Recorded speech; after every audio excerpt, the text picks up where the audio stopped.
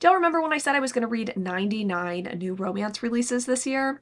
Well, I am still endeavoring on that journey, and I'm getting one step closer every day. Today, in specific, I have gotten 3/4 of the way done with this list, and I'm feeling pretty good. I want to talk to you about some of these new romance releases that we haven't talked about yet, right? We've gone through May, we've gone through June, and this time I'm going to talk to you about 24 new romance releases from the month of July. Now, I've done this before. I've done this a couple times already, of course, and in those videos, I decided to break up the month by books and their vibes. Romancy that is feeling too try-hard, or contemporary romances that are second chance, or, grouping the books together and trying to find some sort of cohesion and talking to you about them in the small little groups. This time I wanted to do something different. I wanted to switch it up a bit. We're going to be ranking 24 July new romance releases based on how much I liked them, from worst to best. Best to worst. Have my computer in front of me, little book covers in order. It just sounded fun. And it was a nice casual way to talk to you about these books. Not scripted. All of this is off cuff. I'm going to tell you my honest thoughts and feelings on 24 new romance releases, and hopefully it'll be fun, and hopefully you can find something new to add to your TBR or to take off of your TBR. I'm gonna select these books at random. In the Veins of the Drowning by Miss Kaylee Cassidy first. This is a romantasy book where our heroine is a siren, and in this particular society, sirens, not so cool. Hunted, they're murdered because they do the murdering as well, right? People are just scared of them. They fear what they don't know. She is keeping her identity kind of a secret as a part of this court. I believe the king in charge knows that she's a siren or suspects she's a siren. She's trying to do whatever she can to get away from this guy because he's kind of a creep and he kind of sucks. I don't think he's come onto her sexually, but she just doesn't like his vibe, okay? And he's marrying her off to some random dude. They get into sort of an altercation, her and this random dude. She ends up killing him, and she needs to find a way to escape because she's like, yeah, I don't think he's gonna be too pleased with the fact that I murdered his potential love interest for me. Yikes. And there's a guy from a rival kingdom who ends up taking her away, taking her to his kingdom instead. And this kind of puts a damper on his plans. He was trying to marry someone else, was trying to do good things for his kingdom, and now he's embroiled in a conflict he didn't really want any part of. So it's very court politic-y. There's a lot of prophesying, and I have to say this was not my most favorite romantasy book that I've read this year. Definitely not bad. I think if you're a fan of Rachel Gillig, the writing is kind of similar, but this was just not my perfect romantasy. I think I'd probably give this one 3-ish stars. So I'm gonna put this one on the second row, kind of in the middle, maybe kind of more towards the end of the row. And we're gonna be rearranging obviously as we go, but this one was fine. I said I read 24 books. I didn't read 24 books. For the Tides, I technically DNF'd, although I'm gonna count this as just didn't read it all. This is the sequel to Lore of the Wilds. I just didn't love that romantasy, to be honest. I felt like Lore's character was a bit immature. I wasn't super in love with the relationship dynamics between Lore and her two potential love interests, though I will say the twist ending at the end of that book was pretty fun. It wasn't enough to really interest me in picking this particular book up, and also upon reading the Goodreads reviews, it just didn't feel like it was something I needed to continue on with. Okay, next is How to Sell a Romance by Alexa Martin. Y'all, I have been dying and desperate to talk to you about this book. Was shocked to pick it up and realize it was an MLM romance, not man-loving man, but multi-level marketing scheme romance, where our heroine is a school teacher and she gets suckered into joining a multi-level marketing sort of company. They sell mostly beauty products. Think Mary Kay. She is going to a convention at the very beginning of the story, kind of getting to know the MLM landscape, getting to know, I think it's called Petunia Lemon or something like that. Goes with a fellow coworker to this convention, and she's like, you know what? Yeah, girl power, girl bossing, let's do this. While she's there though, she meets a guy. She wasn't really looking to spend the night with anybody, but she ends up having a little hooky-uppy after I think her engagement has recently ended. I could be wrong. I could be misremembering, but I think she's out of a long-term relationship, and it just feels like it's time for her to get back on the horse. She does. And this gentleman is actually at the convention not to join Petunia Lemon, obviously. He is there to do some investigative work because his ex-wife is actually not super high up in the company, but she's joined, and that was part of the dissolution of their marriage. And him being a journalist, he's like, you know what? I'm gonna do some hard-hitting, boots-on-the-ground work at this convention and figure out what's afoot. He doesn't really figure out much about what's afoot except for that he doesn't like this company, and again, he sleeps with this woman. They don't know really the identity of the other person until after they fuck, and that makes things complicated because she's like, wow, you're really trying to do a takedown and a teardown of women, and he's like, how did you get embroiled in this? I thought you were smarter than this. I know we've only hooked up, but I thought you were smarter than this. And so that makes things, complicated. They go their separate ways. They reunite because our heroine is a kindergarten teacher and he has a kindergartner, and they have this sort of enemies to lovers relationship. And over the course of the story, our heroine understands that, oh no, this MLM is kind of fucking me down. I'm not making the money that I thought I was going to. These women actually kind of suck.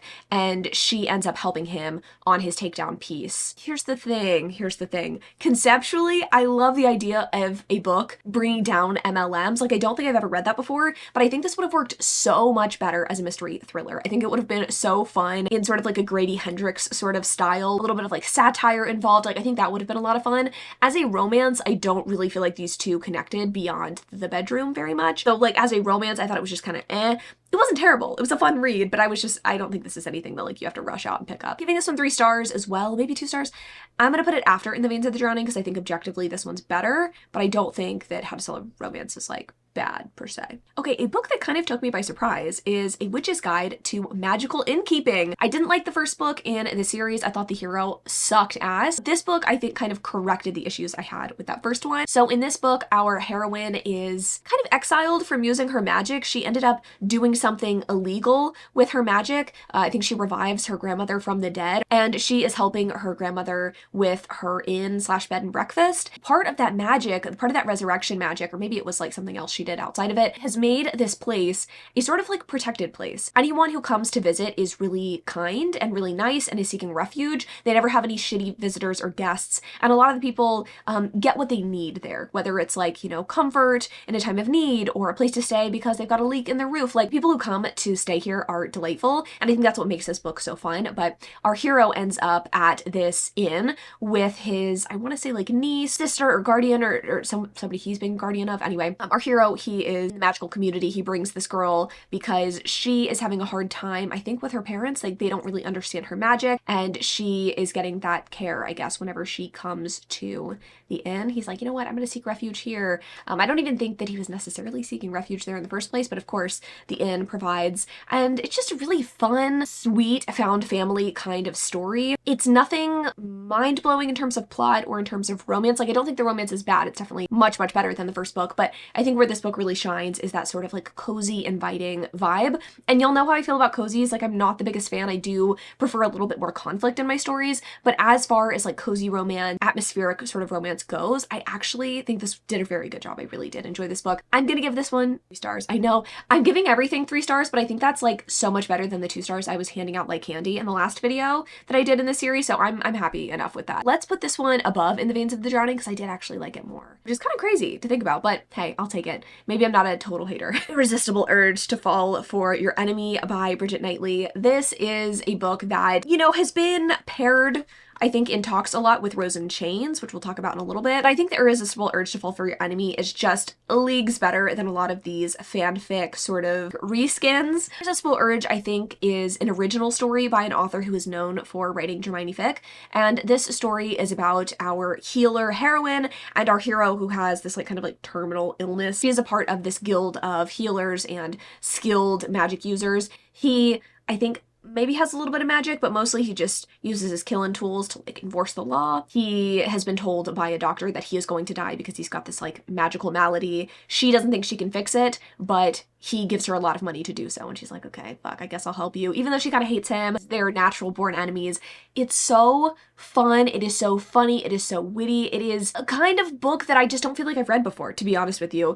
It had me giggling at times, swooning at other times. I do think the ending of this book was a touch abrupt for what it is. I think that even though there is a second book coming and it's a duology, I do feel like there could have been a smoother transition between books. It kind of feels like we just end and you're like, what the fuck? I just had such a good time with it. I had such a good time with it. And I feel like if you're someone who is looking for a romantasy, maybe similar to Assistant to the Villain, but you want something that is, not to be an asshole, actually clever in its writing, I think you'd like this. Don't think this is my favorite book of all the ones that I've read for this video, but it is up there. So we're putting it up there on the top list, on the top row. Okay, next up, I'm gonna put 2 of my, not DNF, 3? Let's just get these over with. Death of the Dragons, The Jessed Crown, and what is it? The Nightshade God by Hannah Witten. I didn't read any of these. And that's because they're all sequels to books. I just don't understand why Goodreads feels the need to put these on like new romance lists to get excited about. I mean, I'm not saying these books don't deserve their shine or that they're not technically new releases. However, you have to have some sort of like time and emotional investment in these series, right, to like give a shit about these books. So I didn't read them. So we're gonna put these down here. Is it okay that I'd put these down here And additionally, would it be weird to put books that I hated below a DNF? I don't know. I mean, I guess we'll get there eventually because there are some books I didn't like, but I put those on the bottom for now. Doesn't mean they're bad books, it's just books that I didn't get to. A book I DNF'd and actually didn't like. Okay, yeah, I mean, we're going there now. Relationship Goals by Brittany Kelly. I like sports romance. I tell myself as I talk about a sports romance I really didn't like. This book pissed me off, and that is ultimately why I DNF'd it. I got the arc from NetGalley. I was super hyped for this one. The premise, I should have known wasn't going to work for me though. So hero, heroine, I think our heroine is an actress and she is going to star in this sort of like whistle-blowing soccer movie. She is going to do some investigative work, but she's trying to get into the soccer mindset, and she's going to be very close to and or kind of work at temporarily this like soccer team and soccer stadium. In doing so, she ends up coming into contact with one of the top players, one of the bad boys of the sport. He needs to kind of revive his image, I suppose, and so he was gonna fake date her, but he's not gonna tell her he's fake dating her. He's gonna actually date her and get her to believe that he likes her. Is your eye twitching? My eye's twitching. I think that's fucking crazy. Like, that's actually an insane way to start a romance. Hey, I like you. I want to be in a relationship with you, but I'm lying. I actually don't fucking have any interest in you. It's just so duplicitous in such a grody way. I really didn't like it, and I think I would have been more okay with it had our heroine, like, had her hackles up or been disinterested in being with this guy, going through the motions because she feels like she needs to be polite or something.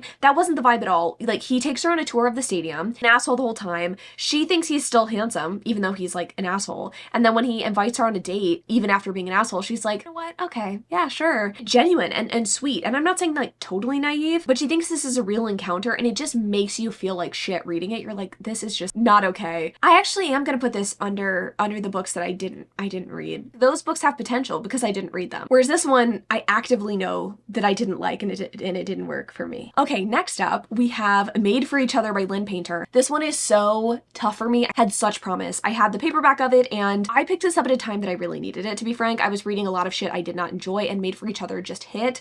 Our heroine is a maid, and she's really just trying to make ends meet at the moment. I want to say she wants to go back to school or something to that effect. She's actually working her way through grad school, something like that. Very smart girl, and also a maid. When one of her clients is out of town, her apartment is being fumigated. She's like, what if I slept at this guy's house for a week? He's not there. I clean his house all the time. He'll never know I even stayed there. But his parents end up showing up while he's out of town and assume that our heroine is our hero's girlfriend. So she has to fake date this guy who she's never actually met before. She just cleans his place. They have to pretend like they like each other. It's not enemies to lovers, but there is a lot of animosity and antagonism at the beginning of the story. These two snipe at each other in quite possibly the most hilarious way ever. Like, I was giggling and kicking my feet and laughing so hard at this book. The text exchanges, I think, were so fun. My problem came near the end of this book. I felt like the third act conflict and the breaking of the tension too with the eventual sex scene just kind of let me down ultimately. Like, I wanted this to be a slam dunk perfect. It wasn't, and I think I ended up rating this book like 3 stars, but I think in hindsight I probably should have given it 4. I still really like this book. There were so many fun moments even if it didn't stick the landing, so I actually think I'm gonna put this after The Irresistible Urge to Fall for Your Enemy. Not a perfect book, but like still I think fun enough to where I would recommend it. How to Lose a Lord in 10 Days is a fun concept, right? Our heroine gets proposed to by this guy who she kind of heard talking shit about her and talking shit about marriage in specific, and she doesn't feel like she's in a position where she can deny his proposal, though she's going to try to find a way to get out of it. And she knows there are 10 days before their engagement is announced, so she's going to do everything she can in the next 10 days to get him to break up with her. He goes to his country estate where some of his family and friends are going to be staying, and for these 10 days she dresses in outlandish outfits, she talks crudely, she does everything in her power to get this guy to beg off, but he is insistent on making this relationship work. He has his own reasons for wanting this engagement and wanting this relationship to work out. Conceptually, I really like it. The execution, I didn't. Our heroine, I want to say she went too far, but it was like kind of uncomfortable reading all of her social faux pas at the beginning of the story. That was only, I was gonna say only the first 30%. It felt like so long. It felt like so long we were doing that. And then I thought we were going to transition into her being honest with our hero and them sort of like maybe teaming up together, or I just expected this book to go in a direction and it didn't necessarily go in that direction. I don't ever feel like there was true resolution between, again, her trying to make this engagement and make this relationship not happen to them actually caring for each other. It took way too long for him to realize his feelings for her, I feel. It was a really, really, really frustrating read. Again, concept cool, execution really not my cup of tea. I think I'd put this after How to Sell a Romance. Definitely not the worst thing I've ever read, but making me suffer through 12 hours of listening to this, I think was enough to make this worse than all of the other things that I've read, except for maybe Relationship Goals. God, let's just not talk about that again. Friends to Lovers by Sally Blakely. This is one that I am not saying I should have taken notes for. I don't remember much about this book except for it felt like a huge ripoff of an Emily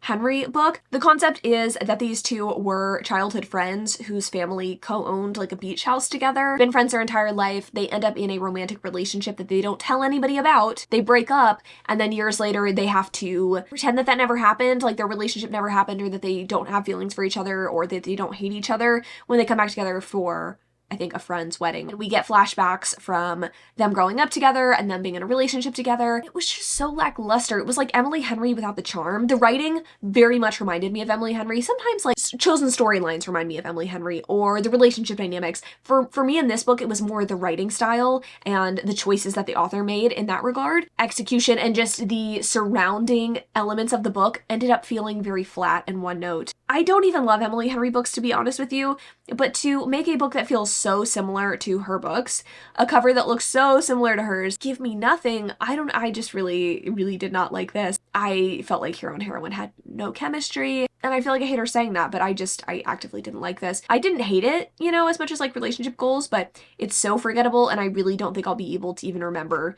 that I associated this with Emily Henry. We're doing banger after banger, and by banger I mean bad bangers after bad bangers. Crash Test by Amy James. Wanted to like this book. I love the idea of an F1 romance. I love the idea of an F1 romance. But not everything can be heated rivalry. We can't always have competitors who are like chomping at the bit to get at each other sexually. This book is about an F1 driver who's really famous and a guy who's trying to like come up in F1. They have been in a romantic relationship for a while. I think they break up? Question mark. No, they don't break up. One of them gets in a fiery fucking car crash, ends up in a coma. The other guy ends up going to his bedside and trying to be there for him, but it's challenging because neither of them were like public about their relationship. For nearly half of the book, one of the guys is in a coma. He wakes up eventually and is like, hey, I don't want my parents to know that I'm gay, so you need to get the fuck out. We're just supposed to be okay with that, or that's supposed to be the conflict of the book. And then eventually, of course, at the end of the book, these two come back together. I don't like when homophobia is like the main conflict in a story like this. I understand that that is something that happens in real life. I'm not ignorant to that. In 2025, I want to read stories of queer joy. This book was not that. This book was so bogged down with the homophobia. Where the fuck was the relationship development? You're telling me these people got together off page, and you're making me read a story where there's absolutely no relationship development because one of them's in a coma, then they're gonna break up, and then at the end of the book, we're like, oh my god, I'm so glad they're back together. Huh? Fuck. I don't know where to put this because I really didn't like this. I'm gonna put Friends to Lovers up here, actually, and I'm gonna move all of these over. And I think I'm going to put this above Relationship Goals because I did finish it. I mean, is that really a reason to give it a better? I don't know. I didn't like it, so we're putting it down there. Frozen Chains by Julie Soto. I'm not anti-fanfic reskin. I'm actually pro-fanfic reskin in some ways. What I don't like about this book was the marketing, and what I also don't like about this book was the story, because I don't think it was very good. I did not read the original fanfic. Chains, I just don't think was a successful reskin because I think that the world building was far too clunky here. I should be able to pick up a reskin and not realize it was fanfiction, and or it should be a story that stands on its own, and I don't think this book does. You've got a hero and heroine who are both magicians or like people who have magic, but their magic comes from different sources, right? One is like heart magic, one is like, is it blood or brain magic? Something like that. Kingdoms are kind of at war at the beginning of the story until his kingdom prevails and she ends up having to go and live with him and be his property, essentially. Source of magic, like he can feed off of her magic. I didn't like the relationship dynamic. I felt like it was very weak. I feel like the world building was also weak and so info dumpy. At the beginning of the story, I was listening to this on audio and really like plugged in and trying to understand the elements. And it wasn't like it was complex or complicated, but it just wasn't something that I gave a fuck about or that our author could convince me was interesting enough to continue on reading. I cared so little for the magic that I ended up DNFing this book at 40%, which puts me in a weird predicament. It's like, where do I put this, right? I didn't read these books. I didn't like these books. I technically DNF'd this one. You know, I think I'm going to put this one before Crash Test because I liked it a little bit more than Crash Test. Not much, but a little bit. It feels very arbitrary to bring this book up here, but I think arguably we're gonna have books that I hate more. Totally and Completely Fine by Alyssa Sussman. So this is the third book that I have read by this author. And this one was probably the most different than the other ones that I've read by her. This story follows our heroine, who is a widower, question mark, I think it's widower? Her husband passed away 3 years ago. She's still grieving from that loss. She has a 13-year-old daughter. They're trying to get along in life with each other, I mean, technically, but also, again, dealing with the loss of this beloved man. Our heroine is also falling for her brother's co-star slash co-worker. Her brother's a very famous actor. He was the hero of book 1 from this author, like her first debut novel. This is basically just his story part 2, I think, is really what I would say about this. Our heroine is technically falling for this guy named Ben. He's like 10 years her junior. It starts out as sex, but she realizes that he actually wants to be there for the big things, and he accepts and understands her grief, and like she loves him. I have a couple issues. First, I feel like this book focused so much on the heroine's brother. There was so much focus on his alcoholism and how that affected them as a family unit, and I'm not saying that that doesn't affect a family, because it totally does. This book should be about our heroine moving on into the future, and I'm not saying, again, those elements can't come up or that we can't have mention of her brother's alcoholism, but it came up so much that I was like, is this her story? Like, why are we getting so many mentions of this? Why is this a main conflict of the story, especially since he is in recovery and has been for a few years? There were flashback chapters in this book. We're getting insight into our heroine's high school experience, how her dad died, how she came to love her current husband, they met in high school, their romantic relationship, her relationship with sex, because she had a lot of sex before she got with her current husband, or I guess her dead husband. I just don't understand how that really played into, again, present story we're telling. Like, I wanted more on-page emphasis of, okay, I am with this man who is a famous actor. How is that going to affect my life? How is that going to affect my relationship with my daughter and with my life and my career? I wanted there to be this on-page chemistry. It's really frustrating because the hero and the heroine sleep together really early on. They separate because they are no longer on the same movie set together. She was just visiting, developing this relationship through text, and we're told that these two get along and they can't stop texting each other. We don't see any of that on page, and then these two meet up again and have more sex, and I'm like, where's the romance? The author's note for this book says that she was going through grief as she was writing the story about grief, and I hope that there's someone out there who this book touches. I just think that as a romance, this failed pretty spectacularly for me. I liked it more than How to Lose a Lord in 10 Days. I actually think I also liked it more than How to Sell a Romance. I do think this book has merit, right? But it just was not a good romance. So it's a tough one for me, but I'm going to put it after In the Veins of the Drowning. Now we have a lot of books that I feel like could go either way with a lot of these ratings. First up, we have Overruled by Lana Ferguson. I think I did like this one more than How to Sell a Romance and less than Totally and Completely Fine. So that's nice in terms of how we're going to talk about it and where we're putting it. But this is a book about two rival attorneys who are kind of at each other's throats. They end up not teaming up on a case together, but they are representing rival clients. I think it's like a divorce proceeding, and these two were having to, I guess, work against each other. There was just a lot of sex. These two were already banging off page before we get into the story. This is sort of their reckoning and like trying to define their relationship, I guess. The hero is really pursuant of the heroine. He's like, I love you and I think you're so sexy and we need to have sex all the time and like, let's be in a relationship. Middle of the, like, it was fine. It was a fine book. I appreciated the attempts at storyline here. It just wasn't enough to like super grip me. Okay, the book that I finished most recently, as early as this morning, if you can believe it, Love is a War Song by Danica Nava. This is so tough for me. Enjoyed the story. I really, really loved that we had a Native hero and heroine, that we got to understand just a little about Native culture, because I don't feel like we have enough Native American main characters in romance, right? I just feel like the romance and the storytelling here was pretty elementary in some ways, and it read a little bit as YA. I think a lot of the reviews that I read said this reads as YA. I don't know that I would say the heroine was like deeply immature, but I feel like the attention to detail and the depth of storytelling just wasn't quite there for me. So our heroine is a pop star.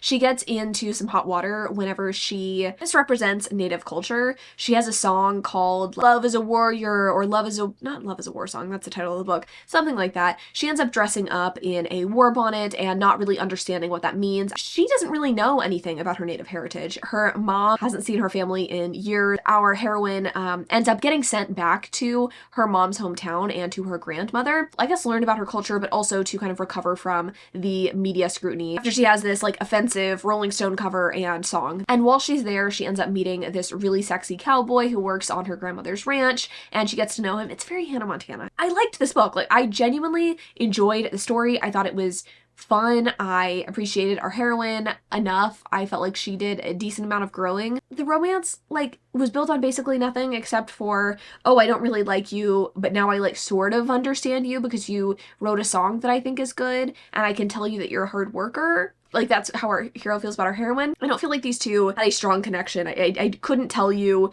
what made these two compatible or how these two were going to work in the long term. Like, despite our heroine understanding, like, the true meaning of life, it's all about hard work and family and shit. Besides that, like, she wants to go back and become a music star. Like, she still wants to be famous, and our hero wants to work on this ranch in Oklahoma. So, like, how is this gonna work? There were too many questions that I had at the end of this book, which was really frustrating. As a pleasant way to pass the time, I did like it. Like, I think that there's merit in this book, and I do think you should pick it up, but I wouldn't expect this to be, this is a romance I'm thinking about for years, and, like, I think these characters are so well suited. It was just kind of like, on the romance. A nice story. Like, a nice story. I think I would put this one below A Witch's Guide to Magical Inkeeping, but above In the Veins of the Drowning. Next, let's move on to the Enchanted Greenhouse. I don't know what to think about this book. It reminds me a lot of A Witch's Guide to Magical Inkeeping in that it was completely pleasant to read. I think the romance was kind of but it did have some irritation for me. The premise behind this book is that our heroine gets turned into a fucking statue for turning a plant into a sentient being. If you've read the first book in the series, our heroine in that book has a sentient plant that she is friends with. His name's like Kaz, I think. The heroine in this book created Kaz. Not supposed to be doing magic in this way. She ends up getting frozen into a statue and then revived. And now her purpose after being revived is to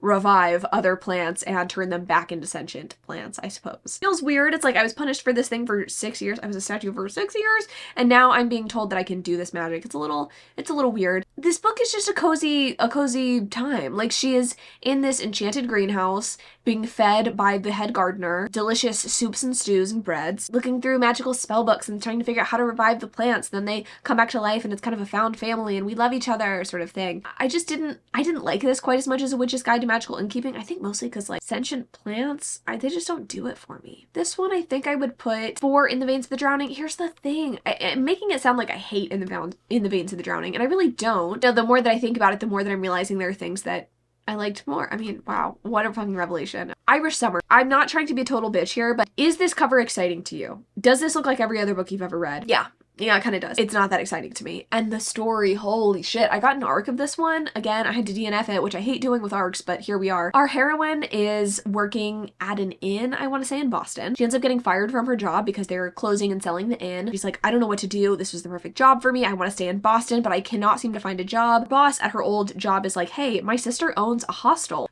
She is offered a job in Ireland helping manage this hostel. Our heroine's like, I don't want to leave Boston. This is not a great opportunity for me. How is this going to translate into skills that I can use in my next job? Like, I'm obviously not going to Ireland. And everybody in her life is like, you're a fucking brat. You're being a brat and you should just go to Ireland. Like, it's really not that deep. And you should have a good time and have fun and, like, meet new people and experience life. You're in your 20s. She's like, I don't want to. And she goes and she's a fucking brat. I didn't read the whole thing because I was so irritated by our heroine. Here's the thing. I understand being nervous of new experiences and you know, having reservations, but there were no real reasons why she couldn't go. She didn't have any attachments. She didn't have, like, a boyfriend she was waiting on. Very fucking weird. And she gets there and she's kind of a dick to the people who were, like, trying to be nice to her. Yeah, this was not for me. I think I would put this one above Crash Test, but below Rose and Chains. I know that I DNF'd this one too. It's, like, hard to really say, you know, amongst DNFs what we're considering to be bad or, like, worse. What am I trying to say here? What I'm trying to say is I don't care about this book and we're putting it down here. We've got 5 more books to go, my friends. Next up, let's do The Undercutting of Rosie and Adam.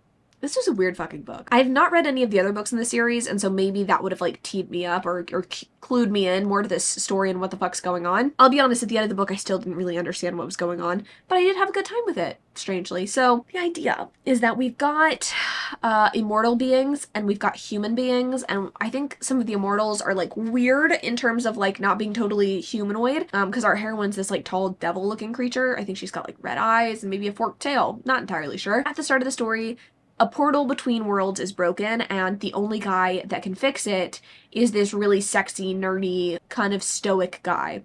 And our heroine is part of the army, question mark. I don't really understand. I really don't understand even after finishing this book. She's friends with a lot of the characters in the other books, so that's good for her, I guess.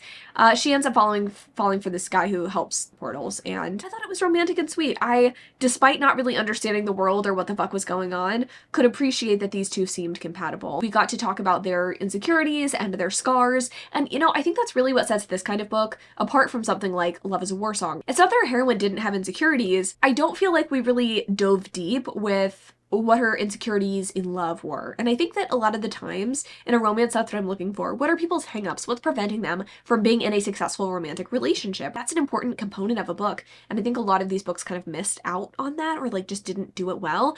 And despite, again, not understanding what the fuck was going on here, I could see these two's hangups. I could see how they would be compatible. And the sexual chemistry was there too. I thought their relationship was quite cute. So I think I'd actually put this above A Witch's Guide to Magical Inkeeping, which seems crazy because I didn't understand all of it, but I did think it was cute. I did think it was cute, so I'm leaving that there. The book that I ultimately DNF'd is Give Me a Reason by J.C. Lee. I loved the concept of this. Parts of this were interesting. The pacing was so fucking weird. I just couldn't get on board. So essentially our heroine is a K-drama star. She is from the US. She's actually from California, but she goes to Korea for this amazing opportunity. And she stays there for 10 years, you know, doing what she can to make money to help her father back home. Now her father's a real piece of shit, we find out when she gets back home, but she doesn't want them to lose the family home, and she feels this responsibility to her family. So now, after her opportunities have kind of dried up, she's back in the States, and she's having to face a lot of things, like her family, like her dwindling career, like the fact that her ex is kind of in her life again. She ended up having to leave behind a really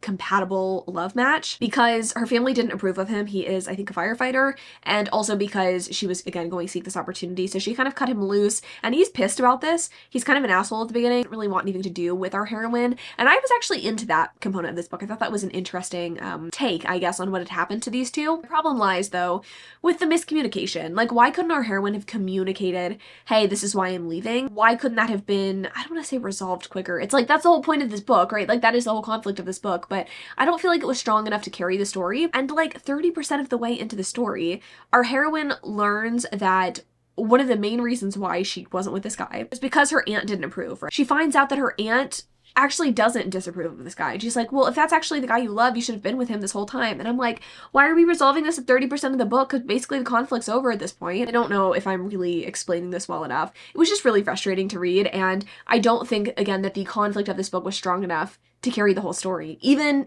with the character interactions being what they were, which I think was fun and sexy, I didn't fully understand it. Also, the heroine's family sucked so fucking bad, and was like, where's the justification for this? I don't know. I didn't hate this one though. I think I would probably put this like above these books that I didn't read at all, just because it was like fine enough. Okay, we're moving stuff around. I feel like we're running out of space here for some of these books. Ostensibly, we can fit 6 on each row. Tusk Love. I don't remember this book. I mean, I do remember it. Our heroine is trying to get back to her family and trying to get to her betrothed who she's never met before because her family is like poor and they have lost all their money and they need her to marry well. She is set upon by orcs and she ends up getting saved by a rogue orc and they kind of fall in love. And here's the thing, I thought this book was actually fucking sexy. I really did. And I'm not normally a monster fucker, but something about this really did it for me. I just don't really remember how this book ended, you know? I think there was just a lot of like sexual tension and like, you're not right for me, but like I love you. You know what, we're putting this above The Undercutting of Rosie and Adam, which is crazy for a book that I can't remember all the details of, but I do remember how this book made me feel. Final 2 books, let's wrap it up. Arcana Academy by Elise Kova. This was really good. This was a really, really good romantasy. Follows our heroine who I think is a criminal. Yeah, she's in fact a criminal. She finds her way into this academy because I think someone was like, hey, I need you to get into this academy and do my bidding. And she's like, I guess, like, I don't want to die. Sounds good. In this academy, you learn how to draw tarot cards, like to draw the symbols and shit of the tarot cards, and you can use these for magic. But the people who go to the academy are trained to do this for different royal families and like different houses, I guess. And whoever, you know, is the best gets to go to like the best of the houses, something to that effect. Basically, Basically, it's twisty, it's turny, the magic system is fantastic, this book is cleverly plotted and paced. I feel like the romance didn't necessarily come out of nowhere, but it wasn't like super strong and present at the very beginning of this book, which I appreciate. I don't like when romancy books have the romance at the front and center for a first book in a series. It's really well written. I think Elisa Kova has been writing romancy for a while and it really shows. I liked this book quite a bit. I don't think I liked it quite as much as The Irresistible Urge, but I do think it's totally worth your time.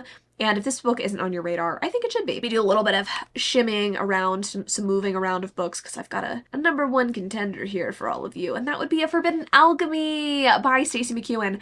This fucking rocks. It's got that dystopian flair. It's got that rise up against the government sort of vibe that I think that, you know, people who loved Silver Elite are really going to like. Maybe you hated Silver Elite. I think you're going to like this book.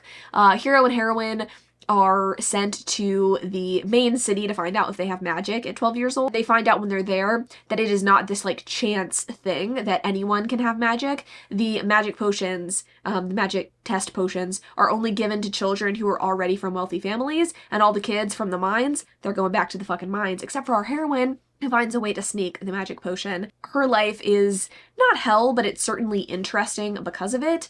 She ends up having to work for people that she doesn't necessarily want to work for. She ends up running away once revolution starts taking over, and the miners, M-I-N-E-R-S, not O-R-S, end up rising up against the magic holders and the magic havers because they are sick of being taken advantage of. And as our heroine is kind of like running away from the powers that be, the magic havers, she ends up being kidnapped by the little boy that she was being tested for magic with, and she finds out some secrets about her society that she didn't know about. She finds out what side she actually wants to be fighting for, and it is just so much fun. I think that if you are someone who, again, likes a dystopian, you like a good romance with a good plot line and an interesting romance, I think you'd really love this. So that is it. Those are all 24 of the romances that I read, not from the month of July, or even for the month of July, from this list, from this delightful Goodreads list. Honestly, it was much better than last time around, I think. I have come away with new favorites and new series that I am invested in, and some books that surprised me. I think A Witch's Guide to Magical Inkeeping kind of surprised me. I didn't think I would like that one nearly as much as I did. The Undercutting of Rosie and Adam actually kind of has me interested to read the other books in the series. Let me know in the comments down below if you have liked these books, but I really think these 5 are really what stand out to me. Tusk Love, Made for Each Other, Arcana Academy, The Irresistible Urge to Fall for Your Enemy, and A Forbidden Alchemy. So let me know in the comments down below which of these books you've read and which of the books you've liked, and also maybe which of these books you are interested in reading after hearing me talk about them. Regardless, thank you so much for watching this video. I love y'all so much, and I will see you in the next one.